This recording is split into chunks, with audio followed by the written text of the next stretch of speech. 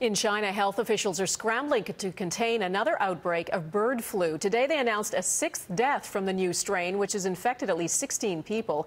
Experts believe it's being spread through direct contact with infected birds. So far, there's no evidence of human-to-human transmission. But as Paul Johnson reports, the situation is being monitored closely in case that changes. Wearing biosafety suits and masks, they entered this Shanghai poultry market last night, slaughtering the birds and collecting samples after traces of the H7N9 flu virus were found in pigeons here. It's the biggest step taken so far in the week-long outbreak, which has killed a number of people and left more than a dozen critically ill.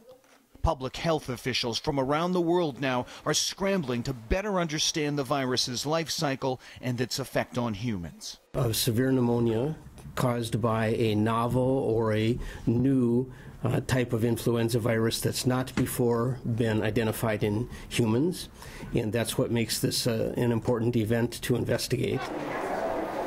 China's public health system is ramping up its response with testing and precautionary steps, highlighting the seriousness of H7N9.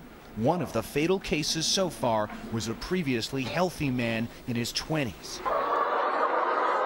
There's also vigilance in China's vast poultry and pork industries. Here in the world's most populous country, more people live in close contact with pigs and chickens than anywhere else, making it one of the most fertile places for the emergence of new viruses that can jump to people. This year is apparently no exception to that pattern. A lot of people are worried about a possible repeat of the SARS epidemic of 10 years ago that also originated in China and ended up killing more than 700 people worldwide.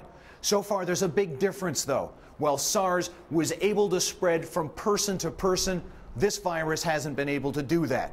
The problem with viruses, though, is they can mutate very quickly. Scientists will be watching this one closely. DAWNA? Paul Johnson in Beijing for us. Thank you, Paul.